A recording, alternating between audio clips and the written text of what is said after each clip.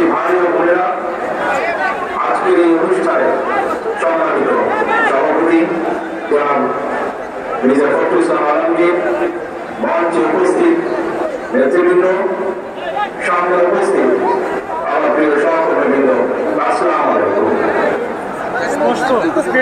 বাংলাদেশের বীর ছাত্র জনতা, নারী শিশু, কৃষক, শ্রমিক, সকল শ্রেণী পেশার মানুষ, সর্বস্তরের জনগণ বিশ্বকে দেখিয়ে দিয়েছে বাংলাদেশের জনগণ বন্দুকের সামনে বুক পেতে দিতে রাজি, তবুও তারা স্বৈর শাসনকে মেনে নিতে রাজি নয়। বাংলাদেশের সবচেয়ে জনপ্রিয় গণতান্ত্রিক রাজনৈতিক দল বিএনপির পক্ষ থেকে বাংলাদেশের গণতন্ত্রকামী বীর জনগণকে জানায় আন্তর্জাতিক গণতন্ত্র দিবসের সংগ্রামী শুভেচ্ছা। গণতন্ত্র প্রতিষ্ঠা সংগ্রামে শহীদ মৃত্যুবরণ করেছেন যারা, আহত হয়েছেন যারা, হাত পা চোখ হারিয়ে চিরতরে পঙ্গুত্ব বরণ করেছেন দেশের গণতান্ত্রিক জনগণ আজীবন তাদের এই আত্মত্যাগ এবং অবদান শ্রদ্ধার সঙ্গে স্মরণ করবেন।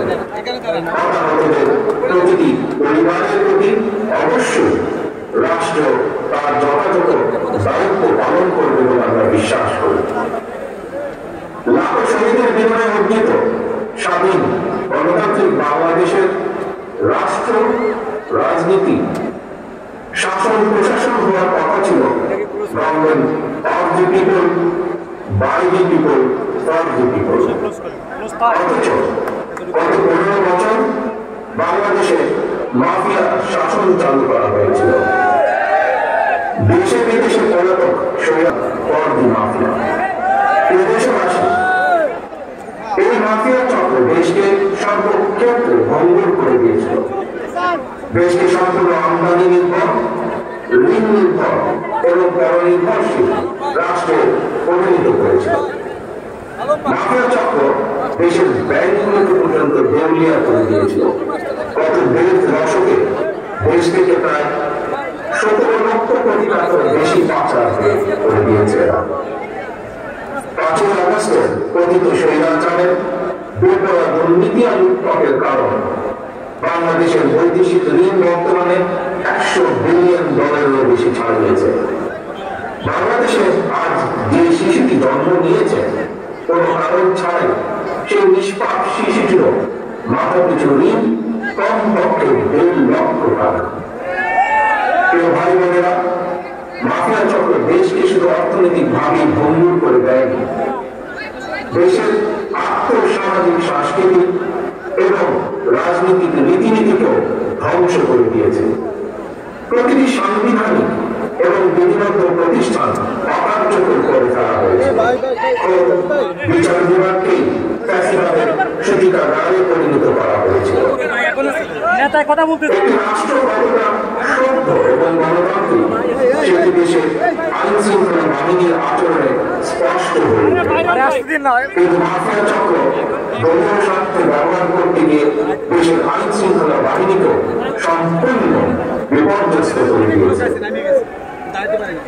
গণতন্ত্রকামী কেউ ভাই ও বোনেরা, অন্যায়, অনিয়ম আর অরাজকতার বিরুদ্ধে গণবিস্ফোরণ মাফিয়া চক্রের প্রধান দেশ ছেড়ে পালানোর পর দেশে মাফিয়া শাসন শোষণের অবসান ঘটেছে। পতিত স্বৈরাচারের পলায়নের মধ্যে দিয়ে একটি গণতান্ত্রিক মানবিক বাংলাদেশ গড়ার পথে প্রধান বাধা হয়তো দূর হয়েছে, তবে বাধা দূর হলে মাফিয়া চক্রের রেখে দেওয়া 15 বছরের জঞ্জাল কিন্তু এখনো দূর হয়নি।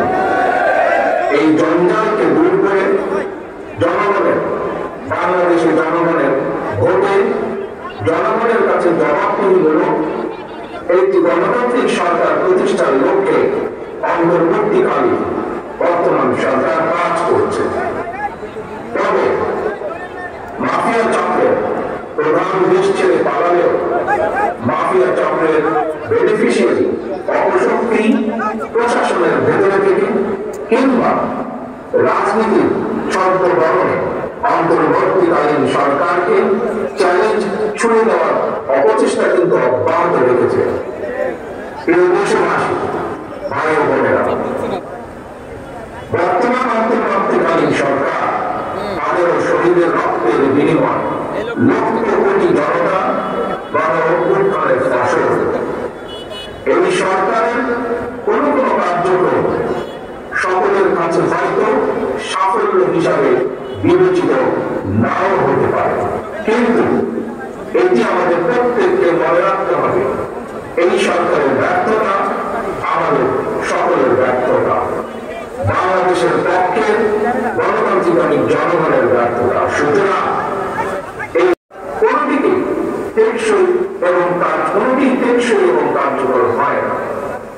এটি অবাধ, সুষ্ঠু এবং নিরপেক্ষ নির্বাচনের মাধ্যমে প্রতিটি ভোটারের ভোট প্রদানের অধিকার নিশ্চিত করে ভোটারদের কাঙ্ক্ষিত প্রতিনিধি নির্বাচন করার অধিকার প্রতিষ্ঠার মাধ্যমে জনগণের রাজনৈতিক ক্ষমতায়ন নিশ্চিত করা সম্ভব।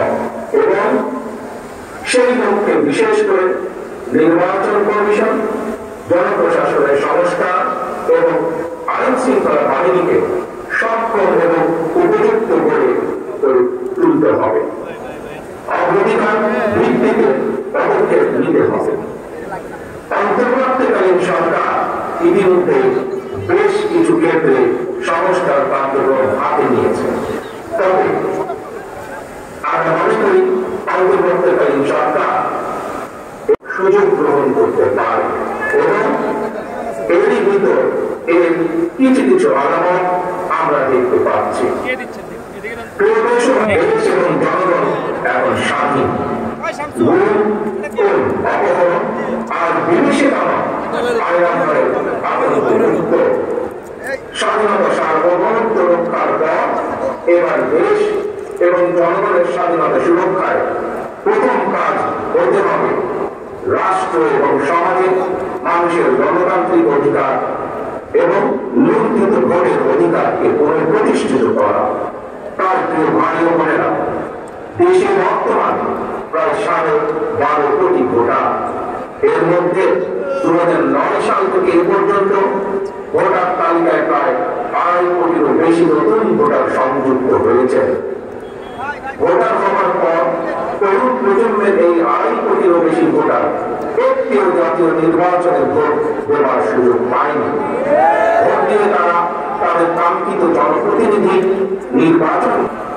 প্রিয় দেশবাসী, ভাই ও বোনেরা, রাষ্ট্র, রাজনীতি এবং রাজনৈতিক দল হিসেবে দলীয় রাজনৈতিক কার্যক্রম সংস্কারের লক্ষ্যে প্রথমে 2022, পরবর্তীতে 2023 জানায়।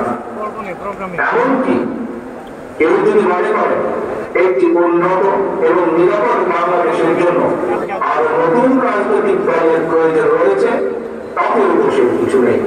কারণ শেষ পর্যন্ত জনগণের চূড়ান্ত সিদ্ধান্ত নেবে। জনগণ তাকে সমর্থন জানাবে কিংবা তাকে সমর্থন দেবে না, এটি তাদেরই চূড়ান্ত বিষয়। এ কারণে বিএনপি বরাবর জনগণের ভোটের অধিকারের উপর জোর দিয়েছে। বিএনপি মনে করে একমাত্র অবাধ, সুষ্ঠু নির্বাচনের মাধ্যমেই রাষ্ট্র, রাজনীতি এবং রাজনৈতিক বন্দোবস্তের সঙ্গে জনগণের প্রত্যক্ষ অংশদারিত্ব তৈরি হয়। একজন রাজনৈতিক কর্মী হিসাবে আমি বিশ্বাস করি, ফৌজদারি অপরাধের বিচার যেমন বিচারিক আদালতে হয়, ঠিক তেমনই রাজনৈতিক কর্মকাণ্ড কিংবা রাজনৈতিক আচরণের বিচার হয় জনগণের আদালতে। আমি আগেও বলেছি, আজ আবারও আপনাদের সামনে বলতে চাই, ক্ষমতার পরিবর্তন মানে শুধু রাষ্ট্র ক্ষমতার হাত বদল নয়। ক্ষমতার পরিবর্তন মানে রাষ্ট্র এবং রাজনীতির গুণগত পরিবর্তন। তাই প্রতিটি রাজনৈতিক নেতাকর্মীর মনে রাখা প্রয়োজন, রাজনীতির গুণ পরিবর্তনের জন্য রাজনৈতিক দলের নেতাকর্মীদের আচরণেও গুণগত পরিবর্তন জরুরি। সুতরাং আমার আহ্বান, কোন প্রলোভন কিংবা উস্কানিতে বিভ্রান্ত না হয়ে জ্ঞানভিত্তিক রাষ্ট্র এবং সমাজে নেতৃত্ব দানের জন্য নিজেদেরকে প্রস্তুত করুন। গণতন্ত্রের প্রিয় ভাই ও বোনেরা, হাজারো শহীদের রক্ত স্নাত এই রাজপথে আজ আপনাদের এই স্বতঃস্ফূর্ত উপস্থিতির অর্থ জনগণের কাঙ্ক্ষিত বৈষম্যহীন বাংলাদেশ গড়া এই যাত্রা পথে বাংলাদেশের পক্ষের শক্তিকে আরো কিছু পথ পাড়ি দিতে হবে। তবে সেই পথ অবশ্যই নয় সন্ত্রাস, সংঘর্ষ, প্রতিশোধ কিংবা প্রতিহিংসা, বরং সেই পথ হবে ধৈর্য, সহনশীলতা এবং সমঝোতা। প্রিয় ভাই বোনেরা, সবশেষে বলতে চাই, সংস্কার কার্যক্রমের পথ ধরে নির্বাচনী রোড ম্যাপে উঠবে আমাদের প্রিয় বাংলাদেশ। সুতরাং আসুন আমরা সবাই কাজের মাধ্যমে জনগণের বিশ্বাস, জনগণের ভালোবাসা অর্জন করি, জনগণকে সঙ্গে রাখি, জনগণের সঙ্গে থাকি। আল্লাহ হাফেজ। বাংলাদেশ